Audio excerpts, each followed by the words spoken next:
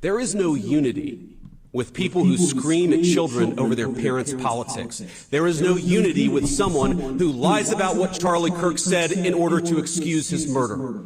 There is no unity with someone who harasses an innocent family the day after the father of that family lost a dear friend. There is no unity with the people who celebrate Charlie Kirk's assassination. And there is no unity with the people who fund these articles, who pay the salaries of these terrorist sympathizers, who argue that Charlie Kirk, a loving husband and father, deserved a shot to the neck because he spoke words with which they disagree.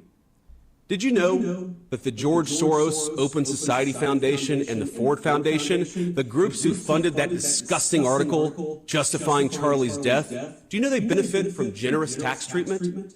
They are literally subsidized by you and me, the American taxpayer, and how do they reward us? By setting fire to the house built by the American family over 250 years.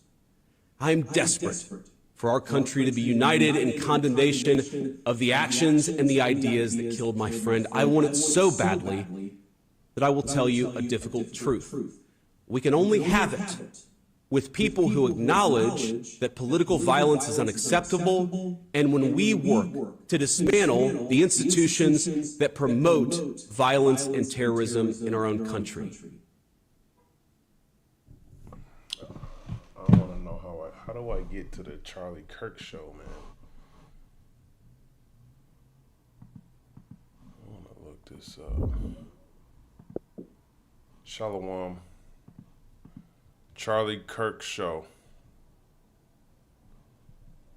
Oh, it's on right now. How do you get?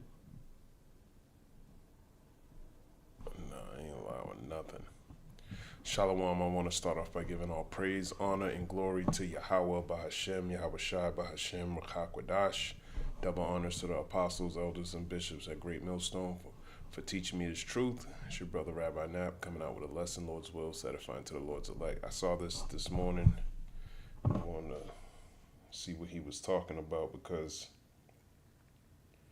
you know, for whatever reason, if the duck don't make it, man, this seems to be the next runner-up, man. So we want to know what type of. I never heard of him, never really looked into him. But J.D. Vance is the vice president, and you should probably know about what he's into if he might be your next president, if there's another one.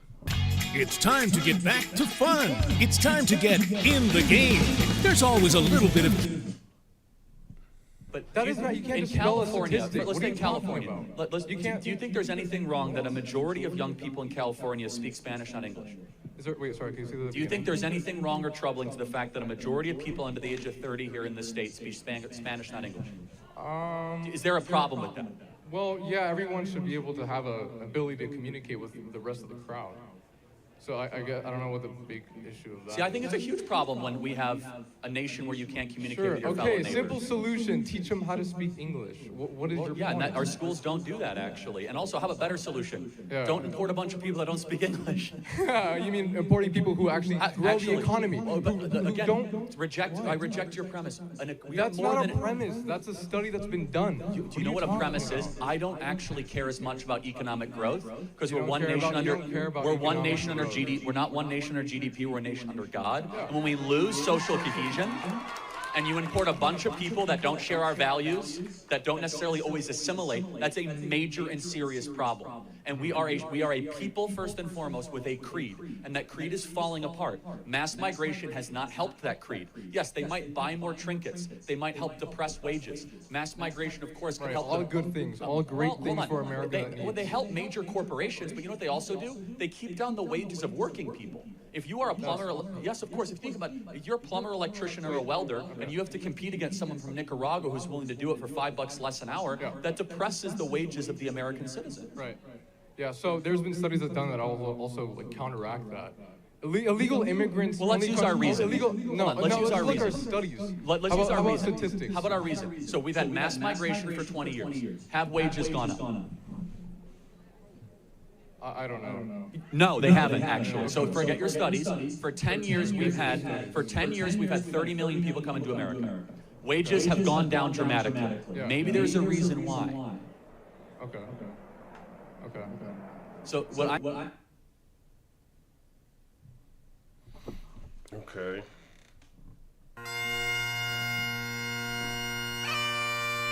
You know, I never watched this show before, but this was on. Oh, here he is. To the Charlie Kirk Show. Joining us now is Robert F. Kennedy Jr., our great Health and Human Services Secretary. Bobby, thank you so much for being here. And one of the things that I always took from Charlie was this idea that we needed to grow the coalition and expand the coalition. There's probably no person in the entire administration who better exemplifies that than you, one of the leading consumer advocates, health advocates that has existed in our country, but until a few years ago, more aligned, given your name. You were a scion of one of the great political families on the Democratic side in American history, but now you're one of the most important members of the administration in a Republican administration. Maybe talk, if you would, just a little bit about Charlie's approach to politics and how it ultimately made you one of the most important people in the federal government. Yeah, well, Charlie was probably the primary architect of my unification with President Trump. I actually announced my endorsement of President Trump at a Turning Point rally in Arizona, which was his idea. And he was, for people who were there, remember it, there was all these kind of fireworks and sparklers on the stage when we shook hands, and that was all Charlie's orchestration. That was his idea, and he insisted on that. But I first met Charlie in July of 2021. I had just written a book about Anthony Fauci. And he had me on his show for this very, very wide-ranging interview in which he really let me talk a lot, which was unusual at that time because I was not allowed to talk on most outlets. And I think both of us approached each other with some trepidation because we came from such different places. By the end of that interview, I felt like I'd met a spiritual soulmate. And our friendship blossomed after that, and even during the campaign when, he was strongly supporting President Trump, we always had a communication and outreach. And then after I made the endorsement, I saw him all the time. And he helped me a lot during the transition, as did you, as did Tucker. And helped a lot. Amaryllis, as my daughter-in-law, he really kind of pushed her a lot to get the job that she has today. So, the thing that united us was his total commitment to free speech. And now it had been a theme of my campaign. I had been subject to censorship like so many other people during COVID, and saw the threat that it was to our country, so that once they understood, they could censor us. Charlie and I talked about this. That the founders put the freedom of speech in the First Amendment because they knew all the other rights depended on it. If a government can silence its opponents, it has a license for any kind of atrocity. And, as soon as they realized that we were going to put up with that, they went after freedom of assembly, which is the First Amendment, with social distancing regulations. They went after freedom of religion, closing all the churches in this country, which is an extraordinary thing. I mean, it's extraordinary that we let get away with that. And by the way, they kept the liquor stores open as essential businesses. They went after the Fifth Amendment. They shut all of our businesses, 3.5 million businesses. Explore a family vacation that has it all. Family pool, mini golf, cabins, and RV sites. 15 plus activities a day, on-site dining, and Controversies exceeding $25. There's no pandemic exception. And yet they were able to give these broad categories of industry, these exemptions from any litigation, no matter how much they hurt you. They went after the Fourth Amendment, prohibitions against warrantless searches and seizures by making us disclose our medical information. So the entire Constitution came under attack as soon as they realized that they could go after free speech. So we have 80 seconds left on radio, then we'll continue streaming for the folks who are watching live on the internet and other platforms. But to talk to me just a little bit about Charlie's influence in actually politically getting you to be the H&HS secretary, because I remember he was such a strong advocate for you. He was so proud of the president and of you when the president nominated you. Obviously, like all of our big nominees, there was a tough confirmation fight. Just give us 50 seconds on how important he was to making you have the position and the title you have right now. Well, you know what the transition's like. You never kind of know what's going to happen. And he was a critical ally for me in calling President Trump. And at first, when President Trump asked me whether I wanted this job, I was tentative. I didn't know whether I wanted to handle Medicaid and Medicare portion, which is the biggest, economic behemoth. Sure. And he really persuaded me that I should do it. And then he helped me not only making calls to the president himself, but telling me people that I should call. Operating strategically, but I'll just say one other thing before we sign. So let me pause there, Bobby. This will continue on streaming, but for those listening on radio, I want to thank the secretary, and again, we'll keep on going for another few minutes off the radio, but appreciate it. Thank you. And now that we're, I guess, off radio, keep talking about this piece of it, because he was strategically brilliant. And he was a good political operator in a way that I think so many people don't realize. Yeah, he was, he was an impresario strategist. And he knew exactly, he did the same thing with Amarilla. He told her, make this phone call, make this phone call, make this one first, this one second. Yep. And he knew exactly, he understood the use of power. And he understood what buttons needed to be pushed to move the ball across the goal line. So he was very good on that. So he was a pragmatist, but he was also one of the most idealistic people that I've ever met. He was. And his principal preoccupation was with conversation. He thought conversation was the only thing that could heal our country. We have all these forces, and particularly the algorithms now in social media, that are driving us apart. And it's inexorable. There seems to be nothing that could stop it. And he understood that the only thing that could bridge that gap was debate, was open debate, and that censorship was the enemy of that. And that in order to have real conversations, we had to end the vitriol. We had to stop being poisonous toward each other. We need to say what we mean without saying it mean. Yes. And he was just amazing. He was so respectful of the people who disagreed with him. He gave them the most respect and the greatest hearing. He wanted their voices to be heard. I saw on one of the networks just now that there's this big revolt against social media because of their contribution to the polarization that ultimately led to his death, this brewing up of hatred.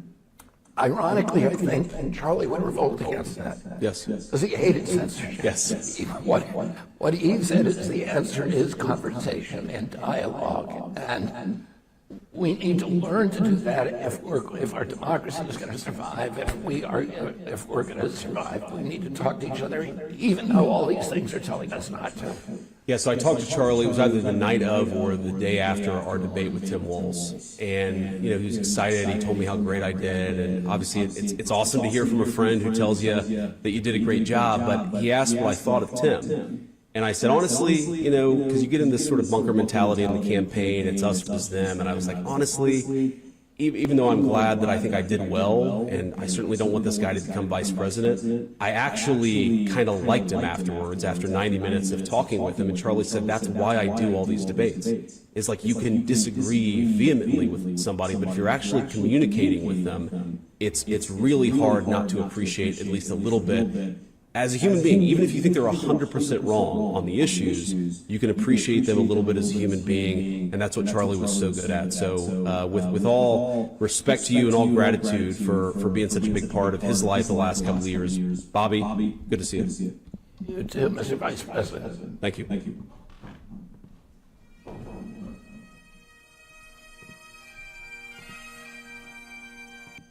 They're really bigging up Kirk, man.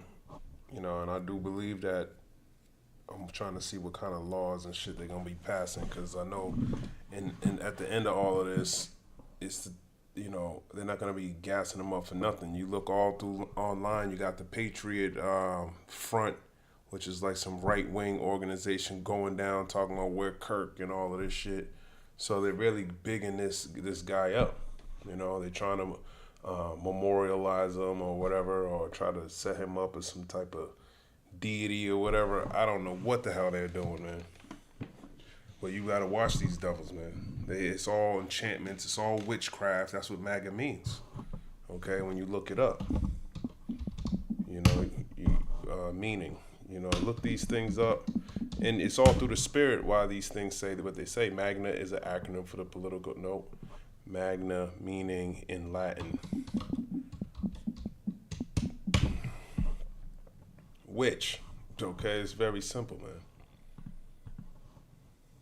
Ideally, there's a system. Ideally, there's a system that's merit-based, where these people then become part of the citizen. Like, they become a legal citizen. Yeah, I mean, we have clarity, not agreement. I say deport them all back to their country of origin and put Americans first. That's not an appropriate solution. Well, the American people voted for it, and it is appropriate. It isn't appropriate, because most of the people that do come here illegally contribute positively. Again, Not they are again. Statistically, I have everything backs been, this. you're not listening to anything I'm saying, that's fine. They take jobs from Americans, they depress wages, they steal social security numbers, they commit a crime every single day that they're here, they flood our public schools, they flood our social services, they flood our hospitals, they are a burden on the taxpayer. They should go back and make their own country great again and apply and become a legal immigrant if they want to live here. Thank you very much. Thank you. It sounds good, but it's all about systematic. It's systematic why you brought him here. Under the Biden administration, you sent everybody over here. What do you got to say about that? Of course, he'll blame it on the leftists, but, you know, not to get all political and shit, because we know, according to Psalms, the 73rd chapter, I just want to grab it real quick. You're going to speak lofty about oppression, okay? Half the shit that's going on in this world is because of this devil, man. But he speaks with a forked tongue. This is why you got to know the scriptures. It sounds good. He's been practiced. This wickedness it's like he used to bray as a damn donkey. The fact that he can even formulate a sentence is a miracle. Okay, Psalm 73:5. They are not in trouble as other men, neither are they plagued like other men. So he's not gonna really feel the way you feel about situations that pertain to you and your people. He's not going through the curses in Deuteronomy, the 28th chapter, but he got judgment coming to his ass. Therefore, pride compasses them about as a chain, violence covers them as a garment. You know, that's what they wear. That's their garment. It's nothing righteous, it's all wickedness. Let me jump down to 8. They are corrupt and speak wickedly concerning oppression. They speak loftily, okay? And that's what he's doing, as you can see.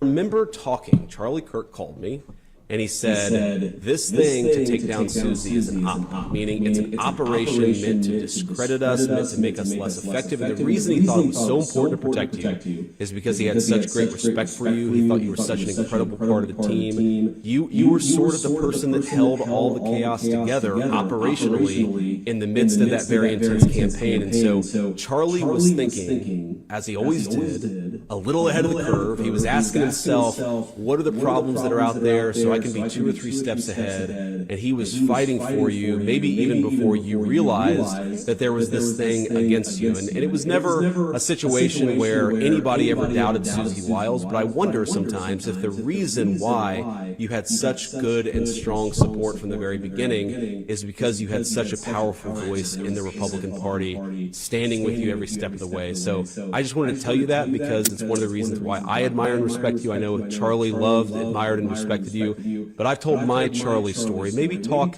in those days of the campaign what an important part Charlie was of our efforts and our ultimately successful efforts to install the boss in the Oval Office. Thank you, Mr. Vice President, and thank you for doing this. Of course. I have a Charlie story that maybe hasn't been told, at least not enough.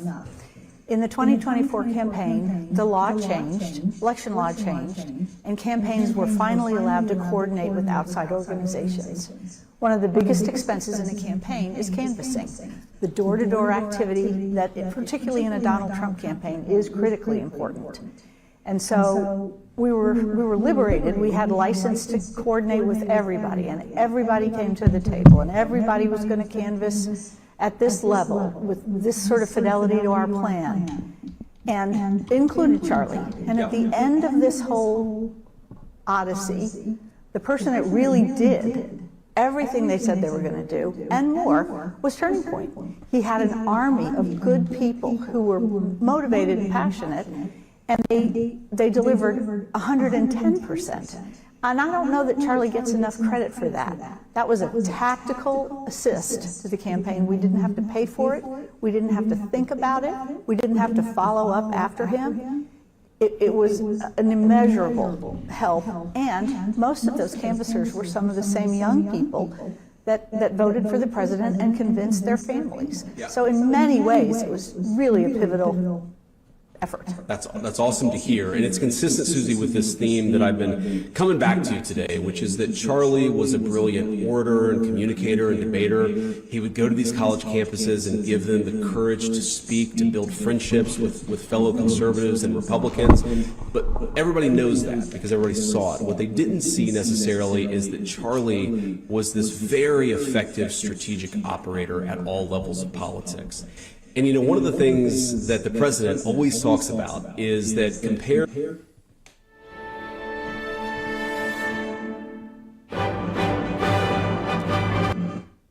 in every county, in every demographic, white, black, rich or poor, young voters shifted right in 2024 in this very profound way. Can you talk a little bit about what Charlie did to make that happen and why this youth movement that he really built, I mean, he was a kid when he started Turning Points USA, how this youth movement, without any of us probably being able to prophesize or predict it, ended up helping us deliver the White House in 2024? Well, I explained the tactical benefit. We never thought again about Arizona or Pennsylvania. Charlie had it. And as for the youth vote, I mean, he evangelized. He was on every college campus in every part of the country, and he was broader than that. A Turning Point event was something you had to be at, had to pay attention to. I know President Trump felt that way, and I think you did too.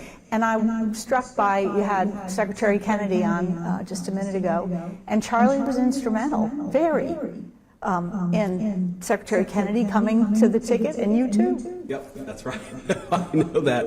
And that's one of the things that, you know, I'm sitting in this office here in the West Wing or White House complex, and if it weren't for Charlie Kirk, I would not be the Vice President of the United States.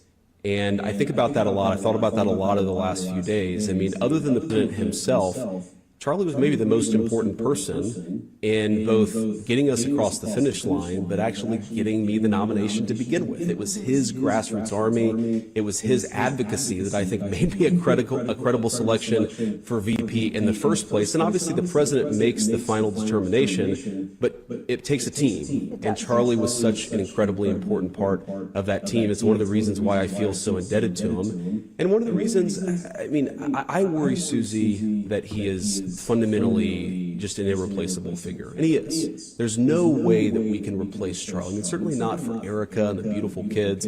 They're never going to get back what the assassin's gun took away from them.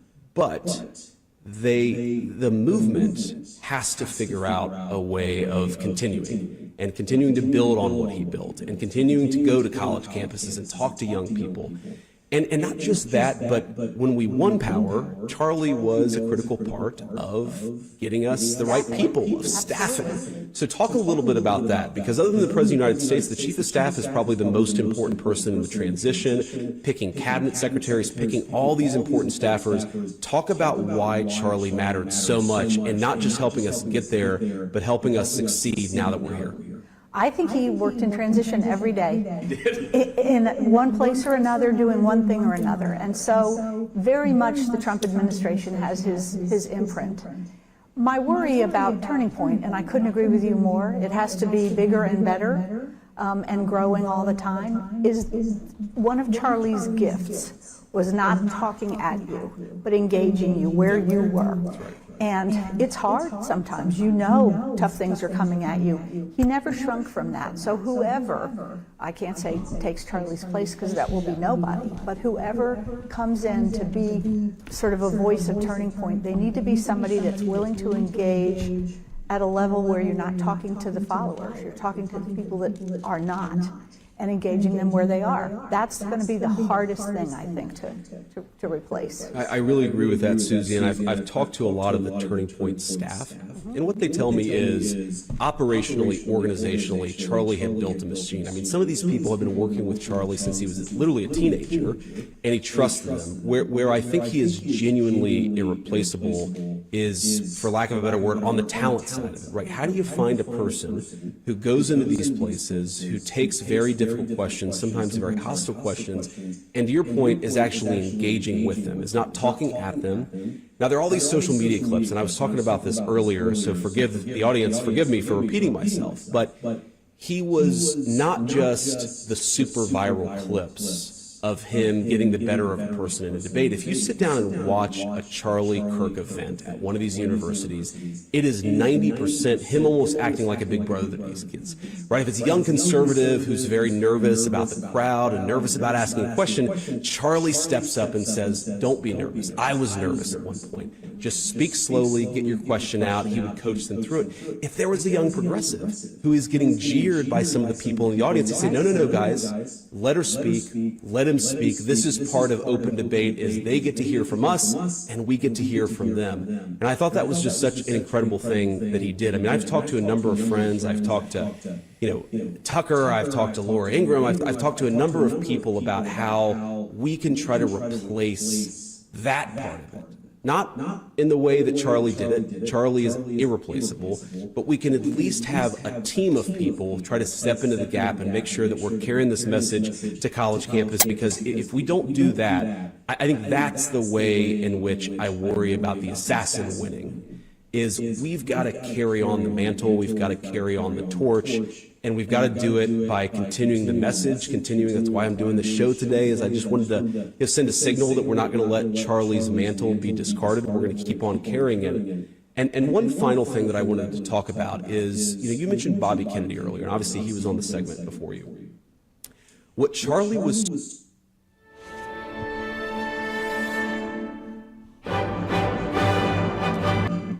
outcome. That's or a person outcome. And this is where I want to talk about Bobby. And so many of the really good nominees that we had, they weren't easy to get across the finish line. And that's no insult to our great nominees. Great people are actually always going to be a little bit harder. If it's a person who doesn't make any controversy, who doesn't say anything especially controversial, that person's going to be easy. But the president didn't want that. He wanted to staff the administration with people who had interesting things to say, who brought unique perspectives, and that meant that we were going to have some tough confirmation fights. Maybe, we've got about 2 minutes left. Talk a little bit about the role that Charlie played on the inside, on the outside, and making sure that all of these great nominations that we had actually got across the finish line in a town where we've got 53 GOP senators and we could only lose 3 for any particular nomination. Well, I would say you and Charlie were a good tag team. Let's take Bobby or Pete, for example. Yep. The president really didn't want a homogenized cabinet. He wanted different people that were, for whatever reason, a part of a movement that we need to keep. There were interest groups, there were coalitions and people that came to be Trump voters. We don't have an exact number, but it was certainly more than a few. And now we have 3.5 years to convert Trump voters to being Republicans, sure, so that in 2028 we can keep the White House, the House, and the Senate. That's what Charlie helped us think through. I'll speak for myself. That's what Charlie helped me think through. Yes, his expertise was with young people, but he knew so much about everything. And he knew that there was this group of people we now call MAHA that were out there looking for a home. He found Bobby, and introduced Bobby into our world, and now he's the Secretary of HHS. So that's the kind of thinking that we saw Charlie all the time do. And I think that the movement cannot be, or he cannot be replaced by any one person. He's got to be replaced by you, by Don Trump, by so many others that are good communicators and can be taking as well as giving. You heard it from the White House Chief of Staff. It's up to all of us, including those in the audience, to keep on the legacy of Charlie Kirk. Next up, I have some closing thoughts to share about my dear friend. We will be right back. Thanks. Yeah, they're going to be gassing them up, but we keep on going. Psalm 73:9, they set their mouth against the heavens and their tongue walketh through the earth. And we see that through his propaganda machine. Now they want to replace Kirk with somebody that's going to go to these colleges and universities and convert them into being a damn witch. Okay? Trying to get more people to vote for them in 2028. If we make it to that point, because we see what the hell's going on in the world, man. As a matter of fact, I just heard they're doing a ground operation in Israel. Okay? So people are getting put to death as we speak. Ground operation in Gaza.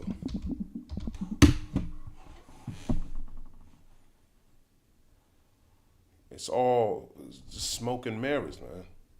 They'll do a show on this. As of mid-September 2025, Israel is conducting a major ground offensive to occupy Gaza City, its largest operation since breaking a ceasefire in March.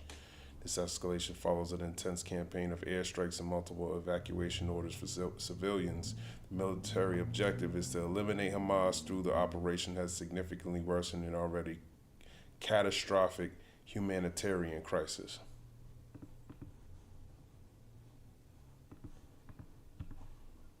Now, and I 100% mean that, and I will make sure that is as public as possible. My question for you, Charlie, is I just want to make it clear, I am against affirmative action. Of course, I do not believe, as a disabled person myself, I do not believe that affirmative action is the entirety of what DEI entails. That being said, I would be fine with DEI gotten rid of if it meant the merit of like a true meritocracy in the United States. But why would I trust Donald Trump to create a meritocracy when he himself has appointed the least accomplished and the least, essentially, yeah, perfect word, the least accomplished cabinet in U.S. history, at least in my opinion. If you disagree, I can explain why I feel that way. Well, first of all, one thing doesn't have to do with the other, but I'm going to reject the premise that it's the least qualified cabinet ever, so we could talk about that. But even if it was just Donald Trump picking his family members, it has nothing to do with the merits of DEI or getting rid of DEI, right? So that's a red herring. They actually have nothing one to do with the other. One's a repeal of a policy. One is your critique of a cabinet. So which one would you rather debate? Would you rather debate DEI and all of its implications or Trump's cabinet? It seems like you have more problems with Trump's cabinet because we actually might be on the same side of meritocracy. So want to talk about the cabinet? Whichever you prefer. Yeah, we can talk about it. I personally don't see it as red herring, but we can talk about that. Well, yeah, one doesn't have anything to do with the other, right? I mean, you can personally have hypocrisy in your own life and still do really good things in policy, right? It doesn't necessarily equate, right? Well, I mean, in the way that I see it is that when a lot of people talk about, like when they're talking about their choice to vote for Kamala or Trump instead of Kamala, they talk about the personal aspects of Donald Trump that make them want to trust him, right? A lot of people trust him. You can see the way that people look. I mean, everybody's wearing the MAGA hats. People trust him. Why would I?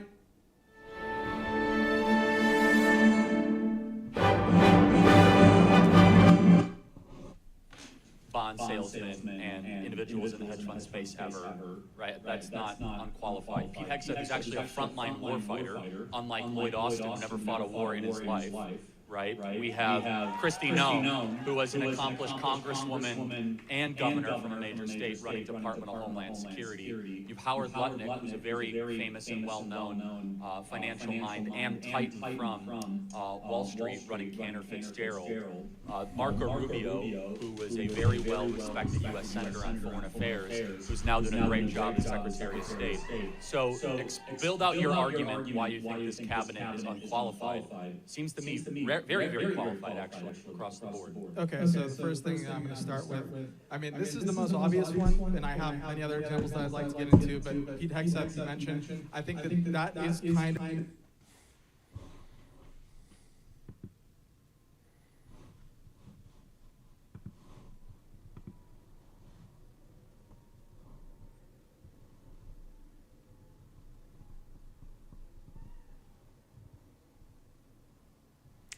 Psalm 73 and verse 10, therefore his people return hither, and waters of a full cup are wrung out to them. And they say, how doth God know, and is there any knowledge in the Most High? Because they don't trust in the Lord, man. You never hear him talking about the Lord. It's a well-funded, well-respected magazine whose publishing history goes back to the American Civil War.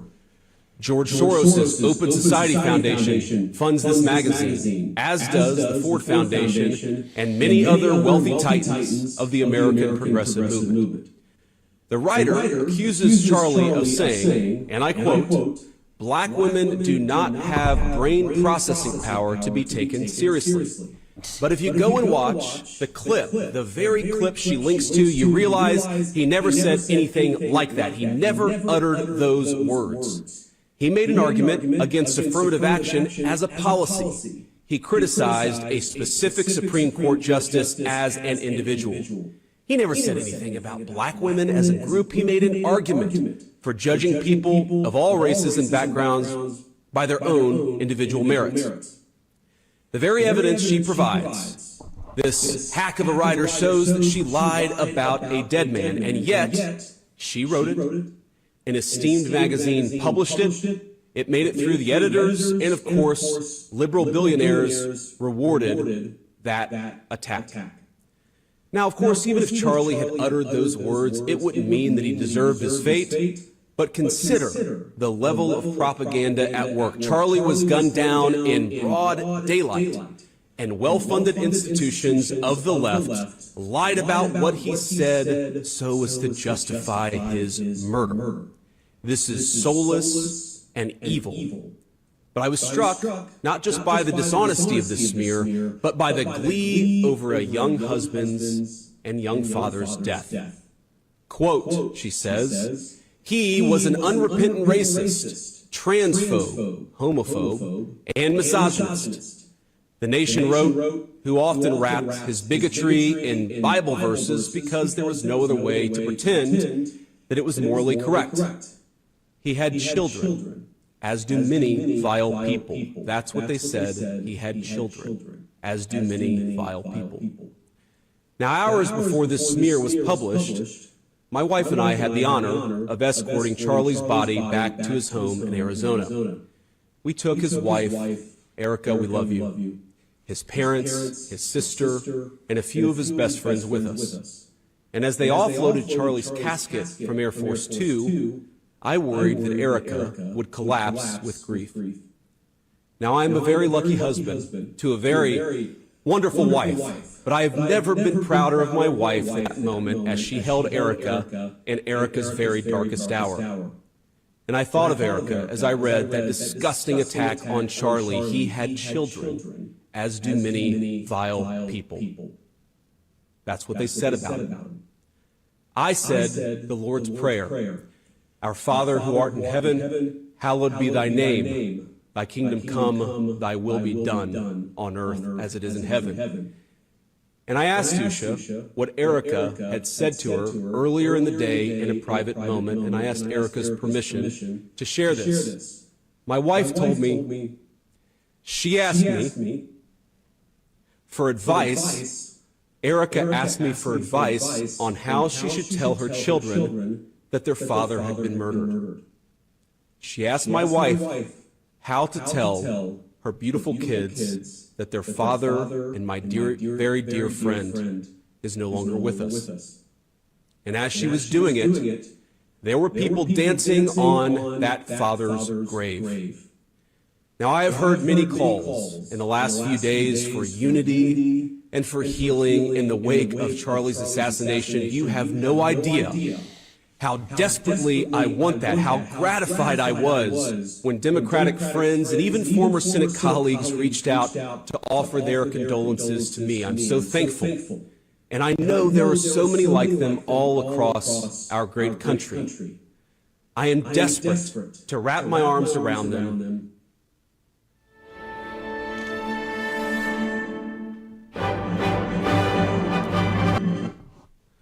Psalm 133 tells us, "Behold, how good and how pleasant it is for brethren to dwell together in unity.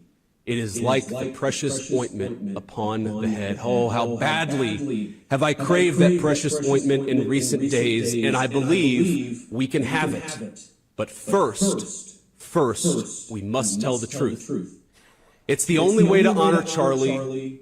For what was he, if not a man who told the truth in every place, in every environment?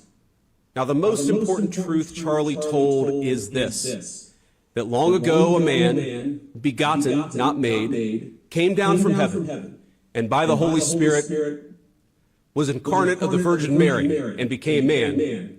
For our sake, he was crucified under Pontius Pilate and suffered death and was buried and rose again on the third day. Charlie believed, as I do, that all the truth he told flowed from that fundamental principle. I really do believe that we can come together in this country. I believe we must. But unity, real unity, can be found only after climbing the mountain of truth. And there are difficult truths we must confront in our country. One truth is that 24% of self-described, quote, very liberals believe it is acceptable to be happy about the death of a political opponent, while only 3% of self-described very conservatives agree. 3% is too many, of course. Another truth is that 26% of young liberals believe political violence is sometimes justified. And only 7% of young conservatives say the same. Again, too high a number. In a country of 330 million people, you can of course find one person of a given political persuasion justifying this or that or almost anything. But the data is clear. People on the left are much likelier to defend and celebrate political violence. This is not a both sides problem. If both sides have a problem, one side has a much bigger and malignant problem, and that is the truth we must be told. Who cares who's celebrating? That problem has terrible consequences. The leader of our party, Donald J. Trump, escaped an assassin's bullet by less than an inch. Our House Majority Leader, Stephen Scalise, came within seconds of death by an assassin himself. Now, the most influential conservative activist in generations, our friend Charlie, has been murdered. This violence, it doesn't come from nowhere. Now, any political movement, violent or not violent, is a collection of forces. It's like a pyramid that stacks on top, one support on top of the other. That pyramid's got a foundation of donors, of activists, of journalists, now of social media influencers, and of course of politicians. Not every member of that pyramid would commit a murder. In fact, over 99% I'm sure would not. But by celebrating that murder, apologizing for it, and emphasizing not Charlie's innocence, but the fact that he said things some didn't like, even to the point of lying about what he actually said, many of these people are creating an environment where things like this are inevitably going to happen. A couple of months ago, I headlined a fundraiser in Southern California, and since, we'd be out there anyways, my wife and I decided to take our kids to Disneyland one weekend. We had fun, and to be clear, most of the guests said very nice things, or they just left us alone. But there was a loud and very vocal minority that would shout at my children, who were 8, 5, and 3, whenever they got the opportunity. "You should disown your dad, you little shit," one middle-aged woman yelled at my 5-year-old. "Tell the Secret Service to protect the Constitution, not your father," screamed another. Are these women violent? Probably not. Are they deranged? Certainly. And while our side of the aisle certainly has its crazies, it is a statistical fact that most of the lunatics in American politics today are proud members of the far left. After Charlie died, one of his friends and one of our senior White House staffers had left-leaning operatives in his neighborhood passing out leaflets telling people what he looked like and where he lived, encouraging neighbors to harass him or, God forbid, to do worse. While he was mourning his dead friend, he and his wife had to worry about the political terrorists drawing a big target on the home he shares with his young children. Are these people violent? I hope not. But are they guilty of encouraging violence? You damn well better believe it. We can thank God that most Democrats don't share these attitudes, and I do, while acknowledging that something has gone very wrong with a lunatic fringe, a minority, but a growing and powerful minority on the far left. There is no unity with people who scream at children over their parents' politics. There is no unity with someone who lies about what Charlie Kirk said in order to excuse his murder. There is no unity with someone who harasses an innocent family the day after the father of that family lost a dear friend. There is no unity with the people who celebrate Charlie Kirk's assassination. And there is no unity with the people who fund these articles, who pay the salaries of these terrorist sympathizers.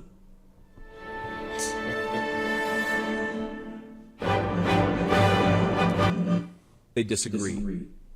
Did you know that the George Soros Open Society Foundation and the Ford Foundation, the groups who funded that disgusting article justifying Charlie's death, do you know they benefit from generous tax treatment?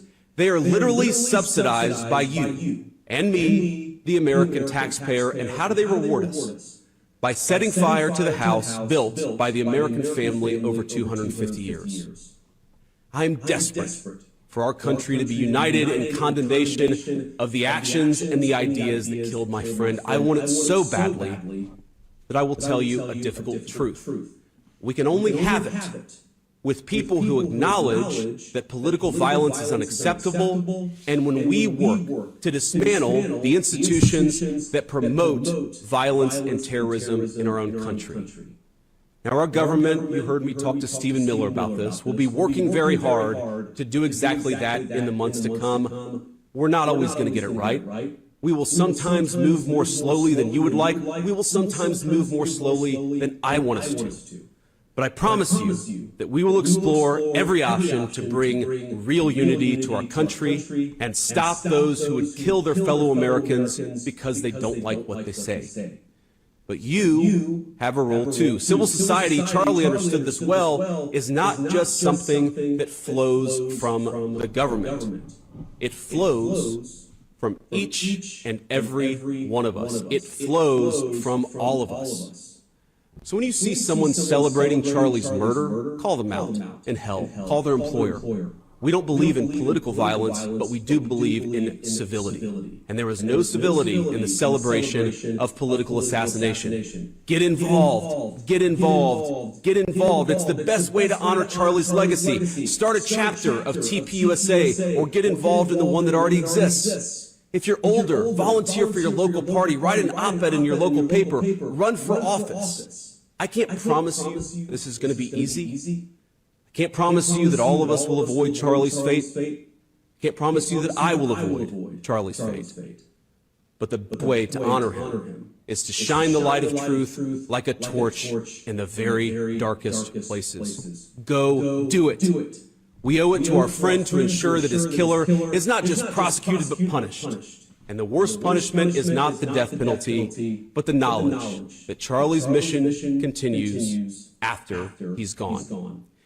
St. Paul tells us in the book of Ephesians to put on the full armor of God.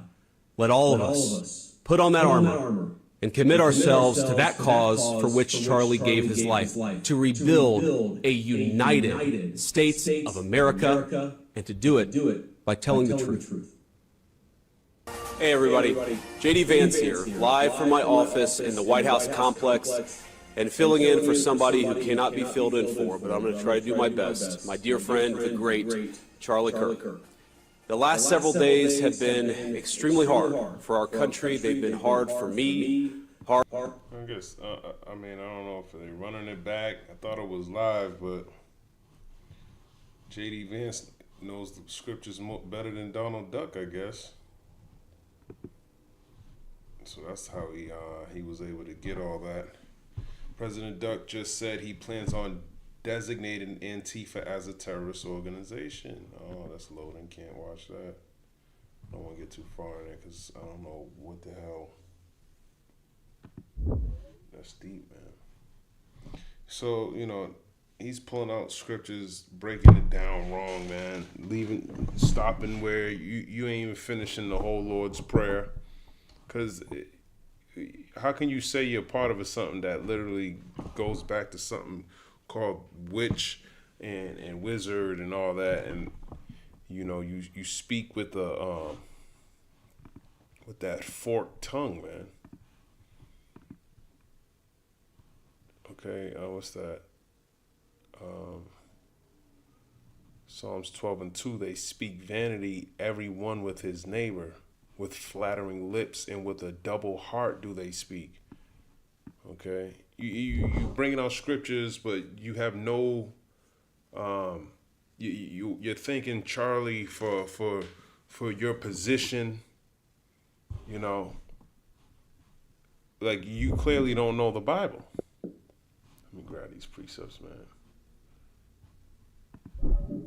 Not that we expect them to know these things, but. It is what it is. Daniel, a couple precepts popped in my mind. Daniel 4:17. This matter is by the decree of the watchers and the demand by the word of the holy ones, which are the angels, to the intent that the living may know that the Most High ruleth in the kingdom of men, and giveth it to whomsoever he will, and setteth up over it the basis of men. So he's not thinking the Heavenly Father. He's bringing out Matthew, the 6th chapter, saying, let thy will be done. But you're not doing anything to prove that you want the will of the Lord to be done. You read the book of Revelation, it tells you that there's a certain seal that needs to be upon the elect. He's not trying to save everybody. Be not ye therefore like unto them, for your Father know what things ye have need of before ye ask him. After this manner therefore pray ye, Our Father which art in heaven, hallowed be thy name. Thy kingdom come, thy will be done in earth as it is in heaven. So he just stops right here. But what about this daily bread? Okay, give us this day our daily bread, and forgive us our debts, and we forgive our debtors. And lead us not into temptation, but deliver us from evil. For thine is the kingdom and the power and the glory forever. Amen. He left all of that out. Just like Satan did in Psalms the 91st chapter when he was coming up against Yahweh Shai. He didn't use the whole scripture. You go to Matthew 90. I guess I'll grab the account. Matthew 4:1, then was Yahweh Shai led up of the spirit into the wilderness to be tempted of the devil. And when he had fasted 40 days and 40 nights, he was afterward hungered. And when the tempter came to him, he said, If thou be the Son of God, command that these stones be made bread. But he answered and said, It is written, man shall not live by bread alone, but by every word that proceedeth out of the mouth of God. Then the devil taketh him up into the holy city, and setteth them on a pinnacle of the temple, and saith unto him, If thou be the Son of God, cast thyself down, for it is written, He shall give his angels charge concerning thee, and in their hands they shall bear thee up, lest at any time thou dash thy foot against a stone. So right here, all right, you see how he stops right there. You go to Psalms 91, okay, he's right here. He started saying this. I'll start at 10. Psalms 91:10. Therefore, there shall no evil befall thee, neither shall any plague come nigh thy dwelling. For he shall give his angels charge over thee to keep thee in all thy ways. So he knows the scriptures. Okay, he shall give his angels charge concerning thee. He's right here. They shall bear thee up in their hands, lest thou dash thy foot against a stone. And that's where he stopped. Okay, but look at the next verse. Thou shalt tread upon the lion and adder, the young lion and the dragon shalt thou trample under feet. See, he'll stop where it sounds good enough for him to, if you don't know the scriptures and you don't know the rest of the psalm, this is why it's important that you study. And this devil can, he can overthrow your faith, man. Ultimately, he don't want you to trust in the words of Yahweh by Hashem Yahushai. But clearly, he was coming up against the Lord, man, because he wasn't stumbling at the scriptures. Yahushua said unto him, Matthew 4:7, it is written again, thou shalt not tempt the Lord thy God. So he was standing firm on these scriptures, man. Again, the devil taketh him up into exceeding high mountain and showeth him all the kingdoms of the world and the glory of them, and saith unto him, all these things will I give thee if thou wilt fall down and worship me. See, Yahushua didn't fall down and worship this devil, but Esau did. That's why he got the world, man. You know, we don't want to be tempted with what this devil got for us, man, because we know it's folly, man. It ain't going to lead to nothing but your death. Okay, let's go to this in the book of Deuteronomy 6:13, because Yahushua is bringing out scriptures too. It says, thou shalt fear the Lord thy God and serve him and shalt swear by his name. So Deuteronomy, he knows the law, man. You know, thou shalt fear the Lord Yahweh, thy power. We read the book of Job, the 1st and 2nd chapter. Job was in, Satan was in,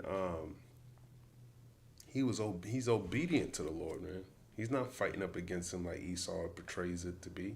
But you got to read these scriptures for yourself so you can have a firm understanding. Ultimately, you need a teacher. I didn't just learn this from just reading the Bible. No, I was watching videos. Brothers are doing videos all the time. So this wisdom's going out. Is freely being given, but it's only being taught by Israelites. Okay, they're teaching the truth. Esau's not teaching the truth. He's fulfilling prophecy on the left-hand side, deceiving you. That's what the word devil means. He's the deceiver. Let me see. I got some more precepts on Deuteronomy 10, verse 20. So you don't want him to deceive you with these scriptures, man. Like he has the majority of the world. That's why they trust and believe that he's God. That's why they're falling for the Charlie Kirk thing. They're crying over him. They're worshiping him because they worship Esau. That's their God. Okay?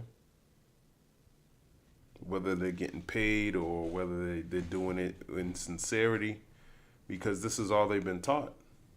You know, they don't consider the history and all the trauma that they're in. They don't consider that. No, we need to move forward, like Master said. You know, Master's gonna kill your ass, man. All right, because you got a power, man, and this is not your power. But he got the majority of y'all. That's why you guys are. All of this is to ultimately bring forth this wrath upon the elect. Stop freedom of, this is a strike on freedom of speech. Him trying to guise it as, oh, I'm coming up against you leftist ideologies that are out there. Hold on, according to your Constitution, I can say pretty much whatever I want. People die all the time. People said a lot of shit about George Floyd when he died. People said a lot of shit about a bunch of people that died if you disagreed with them. You know? And the internet, people are saying a lot of shit on the internet, man. He's more mad about little 18-year-old girls talking shit. Esau putting the camera in his face. That's, you know, and then talk. You don't even got the full spectrum of the situation. But then you get a clip of somebody saying something online that goes viral, and then you mix it with your opinion, and you think you got a case that justifies why you feel the way you feel. You feel the way you feel, Esau, is because you're the damn devil, man. And all this propaganda. Well, I'm watching Kirk to understand all the propaganda that's out there. There's people marching on behalf of this guy's name. They weren't doing that when he was alive. Okay? Deuteronomy 10:20, thou shalt fear the Lord thy God, him shalt thou serve, and to him shalt thou cleave and swear by his name. So that's a cut to Satan. Matthew 4:9, and saith unto him, all these things will I give thee if thou wilt fall down and worship me. He didn't worship him, man. Matthew 4 is like a foundation and trial of your faith, man. And the Lord passed it with flying colors. 40 days and 40 nights, then he didn't eat or drink, man. Okay? He fasted 40 days and 40 nights. He was afterward a hungered, man. Okay? So he didn't eat. So you would be very hungry at that time to, especially to be offered something to eat, man. People try to do this fast and died, man. That's not something that's highly spiritual. All right? He's not your typical man in the body, man. This is the Son of God, man. This is the only begotten Son. Of course, he will be able to do that. He was here. He was chosen to do these things. It's not smart to do that, man. All you got to do is obey. Matthew 4:10, then saith Yahweh unto him, get thee hence, Satan, for it is written, thou shalt worship the Lord thy God, and him only shalt thou serve. And I just went into Deuteronomy 6:13 and Deuteronomy 10:20. Okay. Then the devil leaveth him, and behold, angels came and ministered unto him. And it's giving me a precept, Hebrews 1 and verse 14. That's why you should go precept upon precept, line upon line. Are they not all ministering spirits sent forth to minister for them who shall be heirs of salvation? That's right. Okay. So it's good to know these scriptures, man. Not because, a demon might come out of nowhere. No, it's just inside of you. Let's go to the book of James, chapter 4, I think.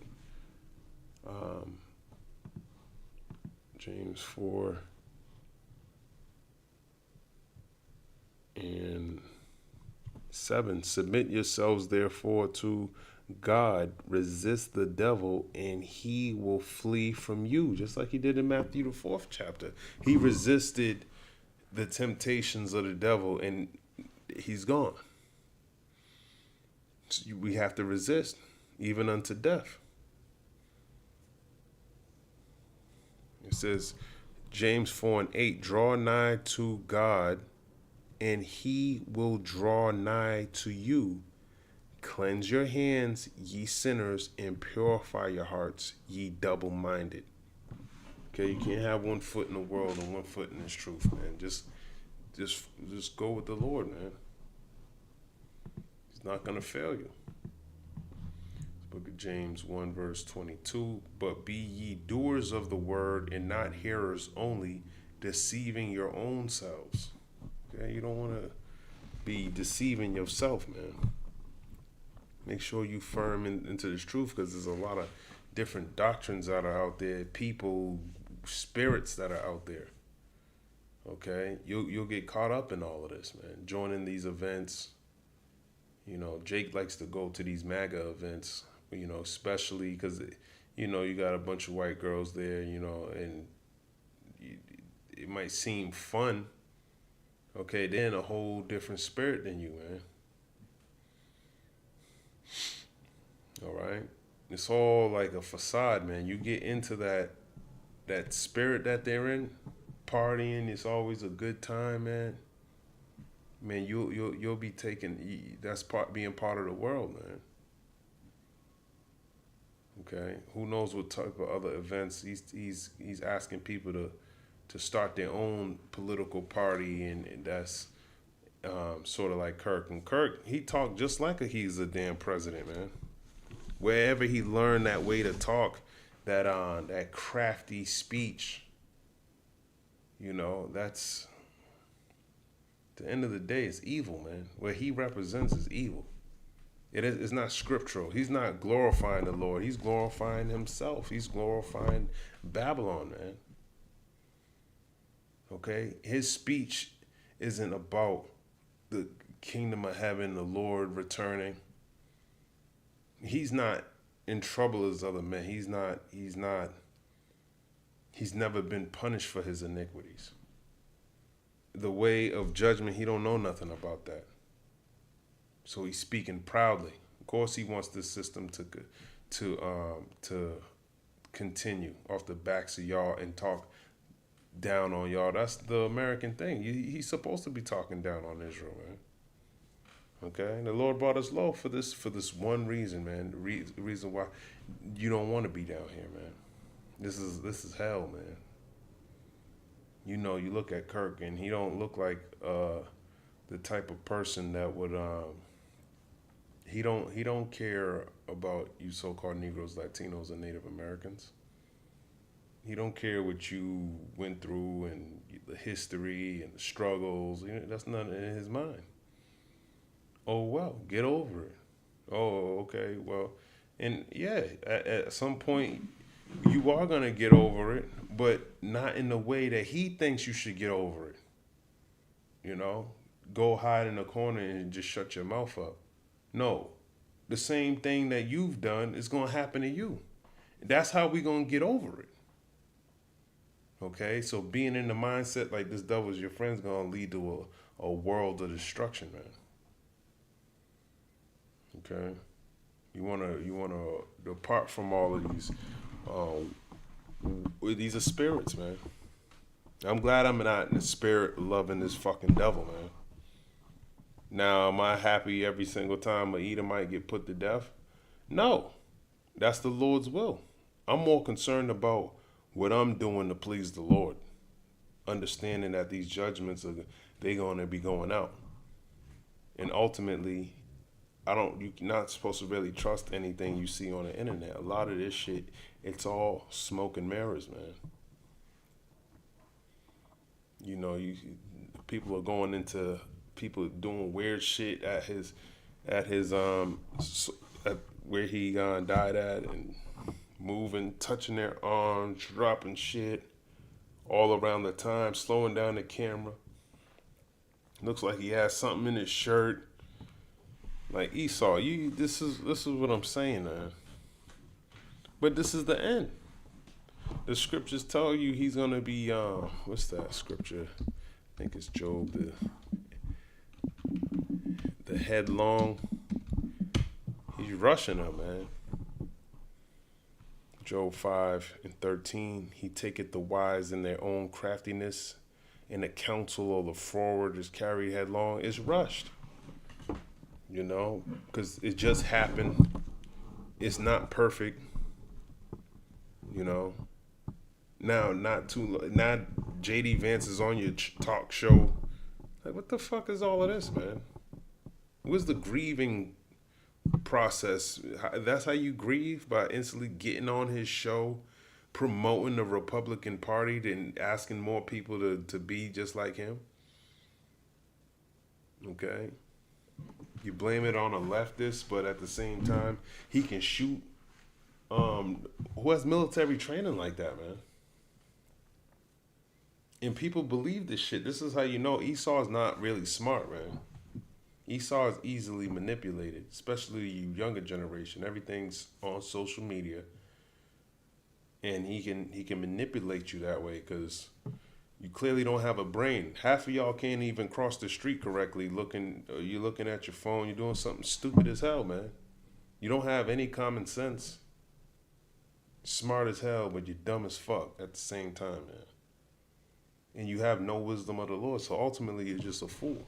I want to look at this word headlong. When you rush things, it don't It don't look good, especially when everyone's psychoanalyzing every single thing you do. Because you're being more exposed as being the devil. So people are watching you. They're slowing down videos. They don't trust you. They don't listen to your news anymore. They're on social media and getting a breakdown of your fucking hypocrisy. Calling you out for being a devil.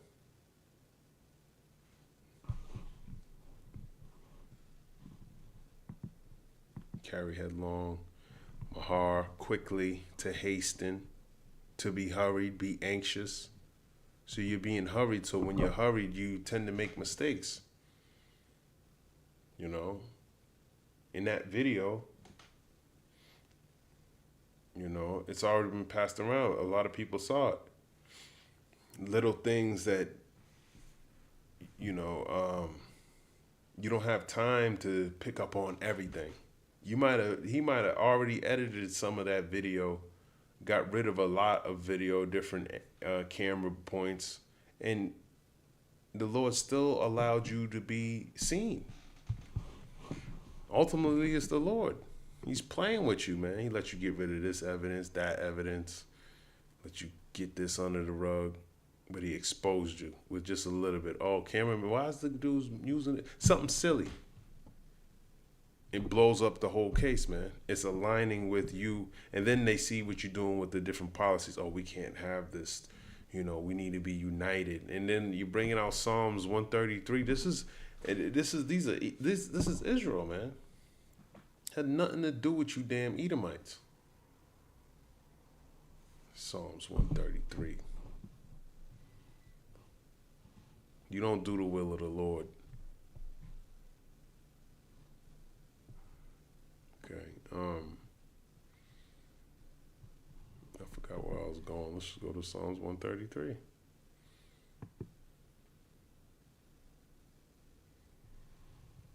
A song of degrees of David, King David. All right. Behold how good and how pleasant it is for brethren to dwell together in unity. Okay, this is talking about Israelites. Okay. It is like the precious ointment upon the head that ran down upon the beard, even Aaron's beard, the high priest, that went down to the skirts of his garments. And high priest wore royal garments, unlike your ugly ass Catholic priest that you put to death not too long ago, for shaking his hand or something, man. You know, they said he killed the priest, man. He was the last person to be around him when he died, the other Catholic priest. J.D. Vance brought his red ass over there, man, because wherever you go is nothing but death. As a doer of Hermon, and as a dew that descended upon the mountains of Zion. Okay, nothing to do with you. For there the Lord Yahweh commanded the blessing, even life forevermore. All right, that's how beautiful. And he's saying he gonna get the ointment. You don't got the ointment, man. You're not anointed. Yes, you are anointed to be destroyed. To bring forth more wickedness till it reaches a certain measure, like all you other kingdoms had, and the Lord's gonna put out your candle. Figuratively, spiritually. Said Job 18, verse 5. Yea, the light of the wicked shall be put out, and the spark of his fire shall not shine. So your enchantments, your witchcraft, your MAGA movements, all of this shit, man, gonna be destroyed. Who you gonna govern in rubble and in fire?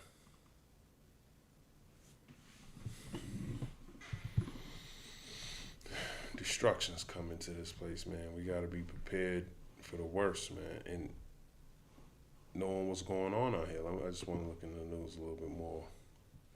I'll probably close this up. Okay. I'll close this up, man. Actually, it's time to close this. It's trying to close this up now. just want to see real quick. Vance host Charlie Kirk show saw that Venezuela's President Maduro denounces U.S. boat attack. Vance White House promised to go after left-leaning organizations. U.S. says framework for deal on future of TikTok ownership agreed with China. Presidential determination on major drug transit or major illicit drug producing countries for fiscal year 2026. And Washington Post columnist says she was fired over posts after Charlie Kirk's killing. People, but whether it's Charlie Kirk today or something else in the future, or you're an Israelite, you know, you got to prepare yourself for all these things, because you're going to have to, we're going to go through these, through the straight gate, man. So just even making these videos, you know, serving the Lord, you believe in Yahweh, Ba'ashem, Yahweh Shai, you claim to be Israel, people are losing their jobs over the truth, man. But most importantly, you're going to lose it all following after Yahweh Shai. Okay? You know, you got to prepare your mind for that.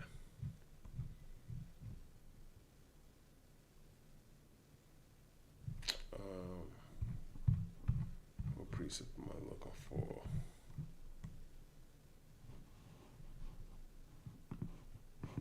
Let me see. We have left all to follow the,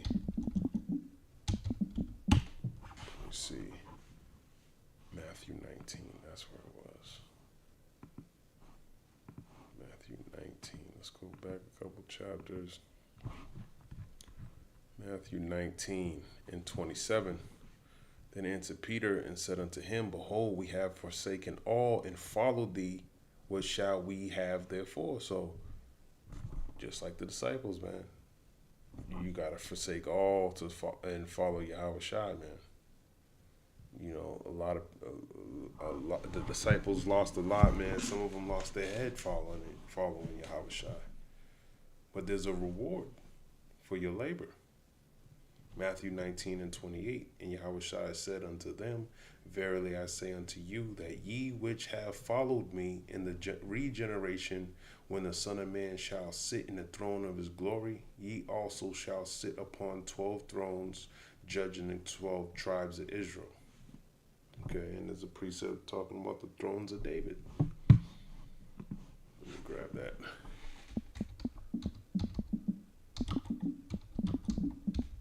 See if I can grab it. I keep forgetting. It's somewhere in Psalms. Yeah, Psalms 122 and 5. For there are set thrones of judgment, the thrones of the house of David. Okay, so same thing applies to the elect. They're going to be ruling over these nations, being joint heirs with Yahweh Shai. Just like the disciples, for doing this work and following Yahweh Shai. Matthew 19, verse 29. But there's order. Of course, the 12 disciples are going to be higher than that. But then you had 144,000 in the elect.